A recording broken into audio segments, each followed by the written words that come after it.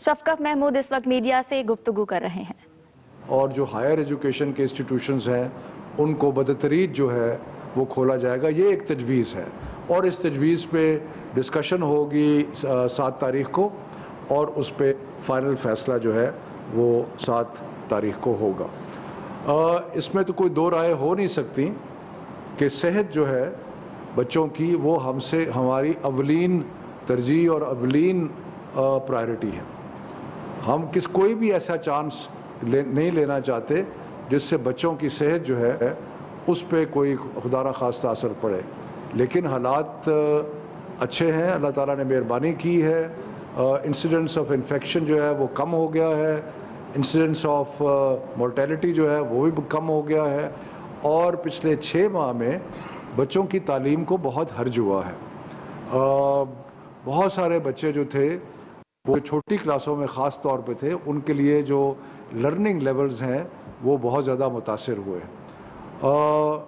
اس کے علاوہ بہت بڑا ایک امپیکٹ پرائیویٹ اسکولوں پہ بھی آیا، خاص طور پہ وہ پرائیویٹ اسکول کہ جو تھوڑی فیس لیتے تھے ان پہ بڑا ایک بوجھ پڑا ہے اور بڑا ایک مشکل حالات ہوئے ہیں۔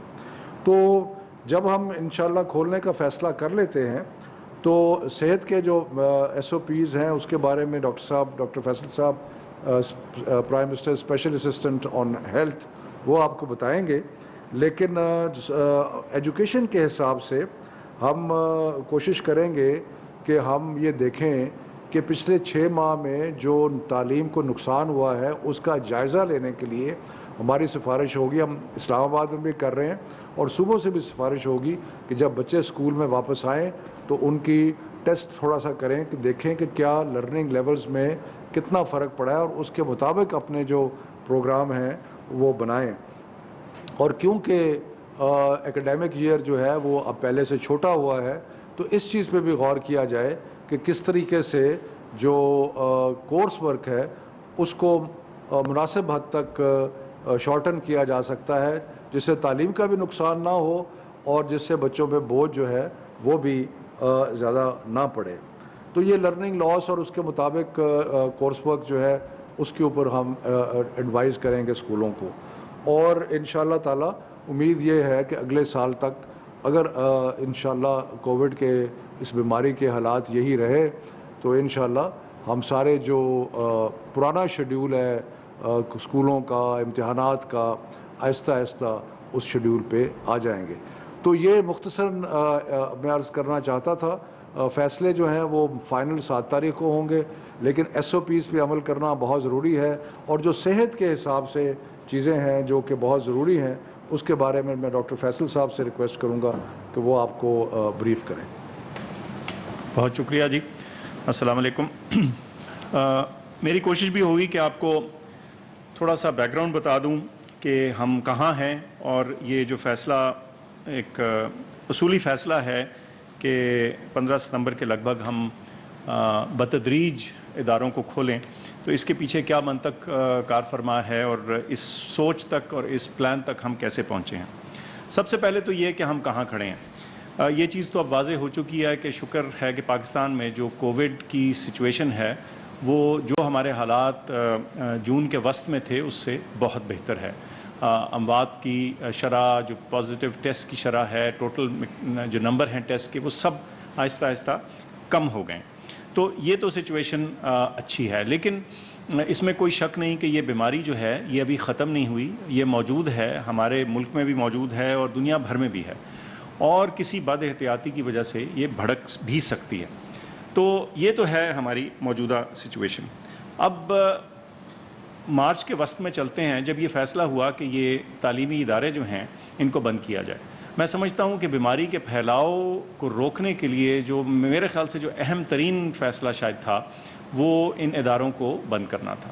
اس کی وجہ یہ ہے کہ ہمارے تعلیمی اداروں میں تقریباً 50 ملین 5 کروڑ بچے اور نوجوان پڑھتے ہیں، تو یہ اتنی بڑی نمبر ہے لوگوں کا، بچوں کا، جن سے بیماری کے پھیلاؤ میں زیادتی ہو سکتی تھی، بڑھاؤ ہو سکتا تھا۔ تو یہ ایک بہت اہم فیصلہ تھا، اور اس وقت میرے خیال سے اس کا خاطر خواہ اثر بھی ہوا ہے، اور آج ہم جس سچویشن میں ہیں اس میں اس فیصلے کا بھی ضرور دخل شامل ہے۔ اب مسئلہ یہ ہے کہ ہم ایک حد تک ہی یا ایک لمٹ تک ہی ان اسکولوں کو اور اداروں کو بند رکھ سکتے ہیں. ہماری آئندہ آنے والی نسل نے پڑھنا بھی ہے, تعلیم یافتہ بھی ہونا ہے, اسکلز بھی اختیار کرنی ہیں, بچوں نے ایک دوسرے کے ساتھ انٹریکٹ کر کے دیگر سوشل اسکلز بھی حاصل کرنی. تو کسی نہ کسی پوائنٹ پہ اسکولوں کا کھولنا اور کالجوں کا کھولنا, تدریسی اداروں کا دوبارہ سے اپنا کام شروع کرنا ناگزیر تھا. اس وقت کیوں؟ شفقت صاحب نے ذکر کیا کچھ ڈیمیج ایسی آ جاتی ہے بچے کی تعلیم میں اور ایون سسٹم میں جس کو واپس کرنا شاید ناممکن ہو جائے. لیکن یہ سوچ ہم کر ہی نہیں سکتے تھے اگر ہمارے جو بیماری کے حالات ہیں وہ وہاں نہ ہوتے جہاں کہ ہم آج کھڑے ہیں. جیسے میں نے ذکر کیا کہ ہماری بیماری کی شرح جو ہے وہ ملک بھر میں کافی بہتر سچویشن میں ہے. لیکن معاملہ یہ ہے کہ جب یہ 5 کروڑ بچے دوبارہ سے اپنے اداروں میں جانا شروع کریں گے تو ایک رسک ڈیفینیٹلی کریٹ ہوگا. اس رسک کو ہم نے کیسے مینیج کرنا ہے اور اس رسک کو کیسے کم کرنا ہے, اس خطرے کو کیسے کنٹرول کرنا ہے, اس کے کچھ جسے کہتے ہیں کی ایلیمنٹس ہیں جس پہ عمل کرنا بڑا ضروری ہے. ایک کا ذکر شفقت صاحب نے کیا, وہ یہ کہ ہم ادارے بتدریج کھولیں گے, سٹیج وائز کھولیں گے. ایک عمر کے بچے ایک وقت پہ شروع ہوں گے, کچھ دن چھوڑ کے اور پہلی اوپننگ کا اثر دیکھنے کے بعد پھر اگلی سٹیج پہ ایک مختلف ایج گروپ کے بچے اور پھر آخر میں ایک اور عمر کے بچے, تاکہ یہ ایک بتدریج سٹیج وائز اوپننگ ہو اور ہر اوپننگ کا ہم اثر سائنسی طور پہ دیکھ سکیں اور اس پہ کچھ فیصلہ کرنے میں آسانی ہو سکے.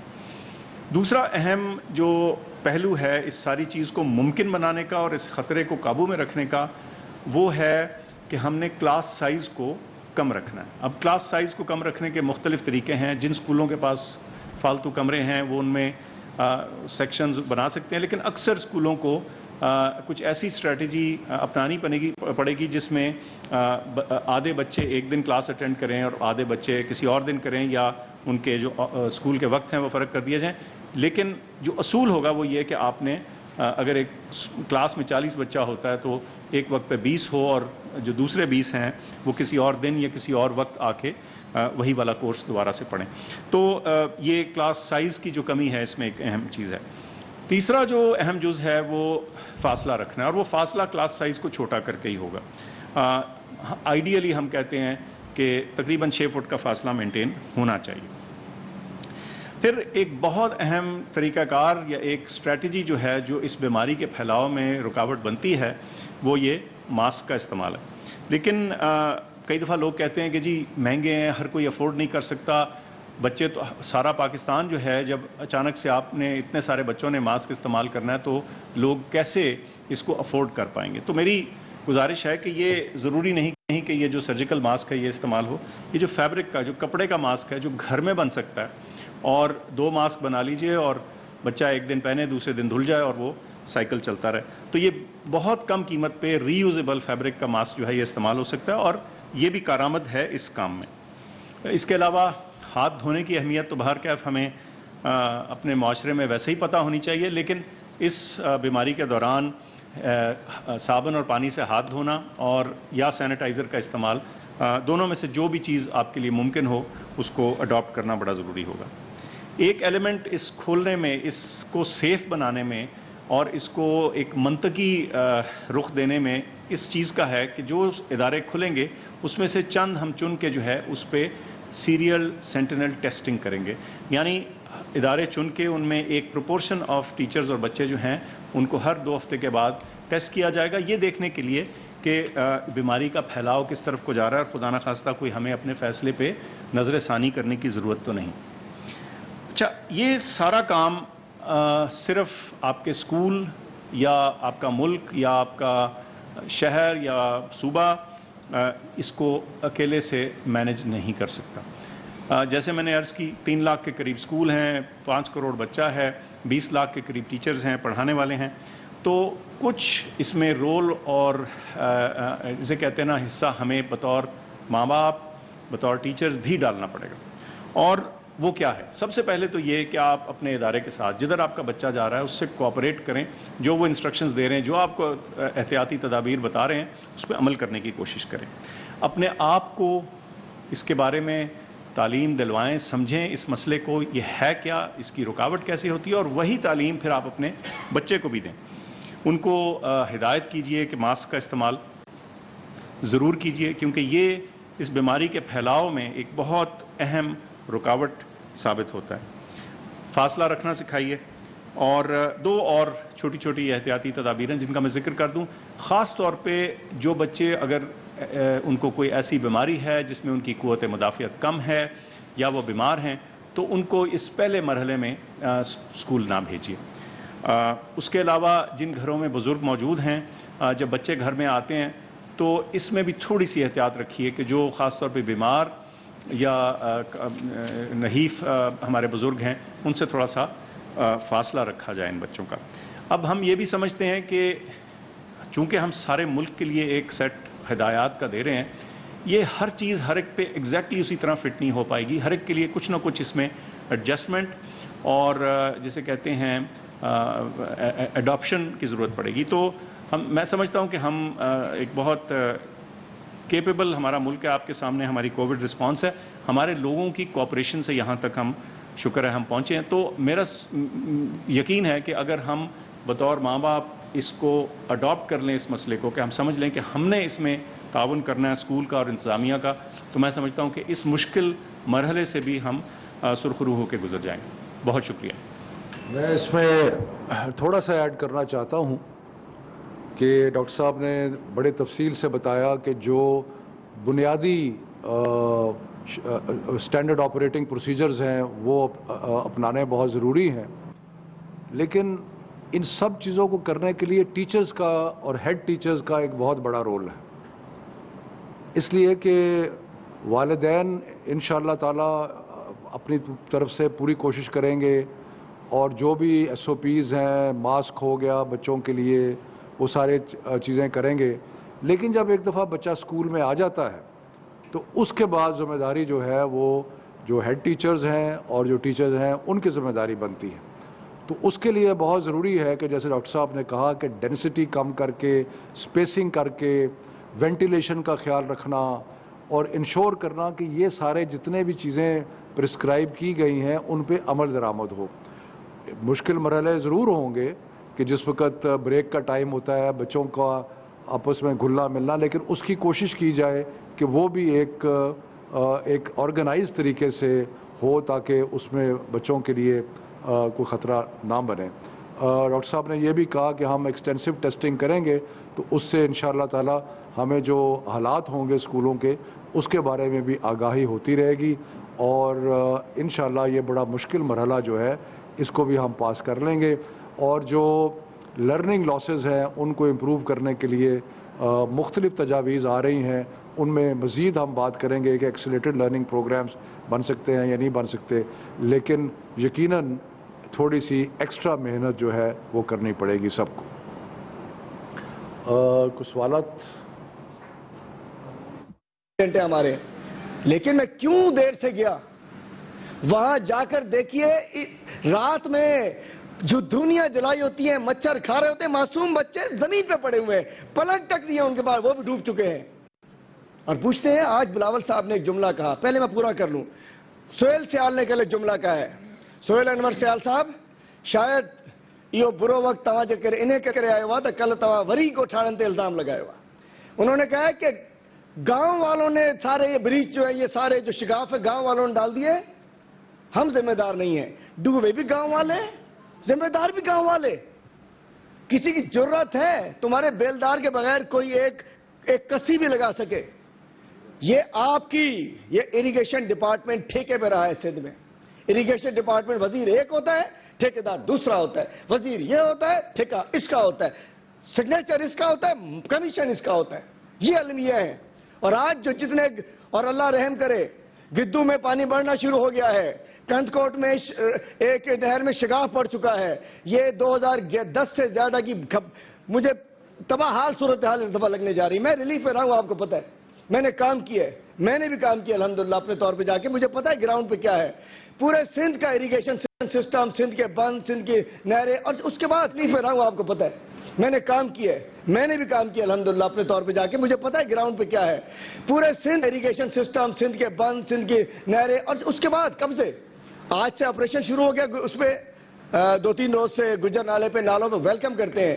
لیکن سندھ میں نالوں پہ, ڈھوروں پہ, ڈھنڈوں پہ, رستوں پہ جو قبضے ہوئے ہیں, ڈھورو پران نالا, خرم بھائی سنیے گا, یہ نکلتا ہے باہر سے جاتا ہے میرپور خاص سے 700 فٹ کا اس کا پہ وہ ہے, اور جب یہ گجڈو شہر میں داخل ہوتا ہے 50 فٹ پہ گزرتا ہے. 700 فٹ پانی لے کر آتا ہے, 50 پہ گزرے گا تو شہر تو ڈوبے گا. ساتھ سب کے میروں کے, پیروں کے قبضے کرائے ہوئے ہیں. کون ختم کرائے گا؟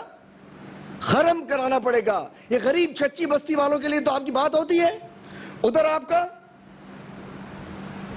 اور میں بتانا چاہتا ہوں, یہ سہیل انور سیال صاحب نے کل کہا کہ جی یہ تو کسانوں نے اس کو توڑ دیا, یہ مہاریوں نے اس کو بندوں کو توڑ دیا, لیکن انہوں نے جو اربوں روپے کی کرپشن کی اریگیشن میں اس کی وجہ سے ٹوٹے ہیں. اس وقت جو ٹینٹ جا رہے ہیں غریبوں کو نہیں مل رہے ہیں, راشن جا رہا ہے غریبوں کو نہیں مل رہا ہے. اور یہ چلے آپ نے جو بتا دیا کہ جو 18,000 20,000 جو آپ نے کہ 12,500 ایک اور 3,000 ایک, یہ 15-16,000 جو آپ کے ٹینٹس ہیں, یہ بھی ہمیں شو کر دیجئے. آج کہا بلاول صاحب نے کہ بڑا اچھی بات کی, بہت میں thank you very much Bilawal صاحب, کہ کسی کے باپ کا پیسہ نہیں ہے. بالکل صحیح کہا آپ نے, کسی کے باپ کا پیسہ نہیں, نہ ہمارے باپ کا نہ آپ کے باپ کا. یہ غریب عوام کا پیسہ ہے, یہ غریب عوام کا پیسہ ہے. اور دوسری بات, سندھ کے عوام کو اگر کچھ ملے تو آپ کو وہ لگتا ہے کہ وہ ہمیں نہیں ملا. جو آپ کے اکاؤنٹ میں آئے اور پھر جعلی اکاؤنٹ میں جائے تو وہی پیسہ آپ کو لگتا ہے آپ کو ملا ہے. کورونا میں 60 ارب روپے سندھ کے عوام کو ملے ہیں, 60 ارب روپے, 50 لاکھ غریبوں کو, مسکینوں کو, مزدوروں کو, بیواؤں کو عمران خان صاحب نے, فیڈرل گورنمنٹ نے دیے ہیں. وہ 60 ارب روپے کے آپ کیا سمجھتے ہیں وہ سندھ, مطلب غریب آپ سے واسطہ نہیں ہے. آپ کو وہی 60 ارب چاہیے یا 6 ارب چاہیے جو آپ کے اکاؤنٹ میں آئے, آپ کی فائنانس ڈپارٹمنٹ میں جائیں, اس کے اوپر سگنیچر ہو, اس پہ سمریاں بنے اور دوسرے اکاؤنٹ سے نکل کے کہیں اور چلے جائیں. مطلب غریب عوام کو جو پیسہ ملے وہ اس کو آپ اپنا تصور نہیں کرتے, وہ سندھ پہ خرچہ تصور نہیں کرتے. این ڈی ایم اے نے کیا نہیں دیا آپ کو؟ این ڈی ایم احساس ایمرجنسی کیش میں 60 ارب روپے ملے. این ڈی ایم اے نے کورونا کے اندر الحمدللہ سب وہ کچھ دیا جو شاید وینٹیلیٹر, کٹس, ٹیسٹنگ کٹس, پی پی ایز, ڈریسز, ہر چیز دیا آپ کو. 1200 ارب کا پیکج دیا پورے پاکستان میں, جس میں سب سے بڑا شیئر صوبہ سندھ کا تھا. اور اس کے بعد جب اب آپ کہہ رہے ہیں کہ ہم کراچی کا ٹرانسفارمیشن یہ کچھ کر رہے ہیں, کل ایک سی ایم صاحب نے کہا ہم یہ کریں گے, وہ کریں گے, وہ کریں گے, وہ تو خرم بھائی بتائیں گے نا کہ انہوں نے کیا 12 سال کے اندر انہوں نے کیا, یہ بتائیں گے ابھی. اب اگر اچھا ہم کام کرنا چاہ رہے ہیں, ہم سندھ گورنمنٹ کے ساتھ مل کر کام کرنا چاہ رہے ہیں, یہ جو کمیٹی بنی ہے ٹھیک ہے, مدد کرنا چاہتے ہیں ایک دوسرے کی, اور بہت سارے اسٹیک ہولڈرز ہیں. چونکہ کراچی چلے گا تو پورا صوبہ سندھ چلے گا, کراچی چلے گا تو پاکستان چلے گا, کراچی چلے گا اکانومی چلے گی, کراچی چلے گا ڈیفنس رہے گا. کراچی سے سب کچھ بندھا ہوا ہے سارا کچھ, چونکہ سب سے زیادہ ریونیو یہاں سے اکٹھے ہوتے ہیں. کراچی کو آپ بند کر دو, کورونا کے اندر بالکل نادر شاہی لاک ڈاؤن لگا دو, بند بند بند بند بند بند, اور اس کے بعد کہو گے جی پیسے کم مل گئے ہمیں. میں کہتا ہوں کہ صوبہ سندھ کی صورتحال سیلاب متاثرین کی بہت افسوسناک ہے. وزیر اعلیٰ صاحب گئے, ہیلی کاپٹر سے جاتے ہیں, ویڈیوز بناتے ہیں, سب اچھا ایک رپورٹ دیتے ہیں. سعید غنی صاحب جاتے ہیں, گاڑی سے ویڈیوز بناتے ہیں, روڈ کھل گئی, یہ ہو گیا, وہ ہو گیا. نہ یہ کورنگی جاتے تھے, نہ یہ اورنگی جاتے تھے, نہ یہ ناظم آباد جاتے تھے, اشارے فیصل تک گھوم کے ڈی ایچ اے میں جا کے, اچھا ڈی ایچ اے میں پمپ لے کے پہنچ گئے. ارے بھائی ہنگورنو جاؤ, پھلادیو جاؤ, کنڈیاری جاؤ, کھپرو جاؤ, جھڈو جاؤ, نوکوٹ جاؤ, بدین جاؤ, حسین بخش مری جاؤ, کھپرو ٹنڈو جان محمد جاؤ, ٹنڈو باغو جاؤ, جاؤ تو صحیح. آدھا سندھ ڈیفنس میں آ کے چونکہ موقع مل رہا تھا کہ یہ تو 5 کور کے نیچے ہے, یہ تو ڈی ایچ اے ہے, یہ تو ایم پی اے خرم ہے, ایم پی اے شہزاد ہے, ایم این اے. وہ بھائی ایم پی ایم این اے کیا کر سکتے ہیں؟ اور میں بتانا چاہتا ہوں ایک اور بات, ڈی ایچ اے کو ڈبونے والی سندھ حکومت ہے. DHO کے آپ چلیے دوبارہ لے چلتا ہوں. میں گشتی میں جا کے دیکھا ہے, ہمارا ایک MP تو بیچارہ ڈوبتے ڈوبتے بچا. جس DHA کا پانی ملی ندی میں جاتا ہے, ملی ندی پہ کچرا ڈال کے ملبہ ڈال کے بھر دیا گیا اس کو. DHA نیچے ہو گیا, ندی اوپر ہو گئی. پر ندی کو DHA میں خرم صاحب نے تو نہیں بھرا جا کے, اس کو کچرا آپ نے ڈالا ہے جا کے, نہیں ڈالا آپ نے. DHA کو والے بھی سندھ کے حکمران ہیں, نکلے.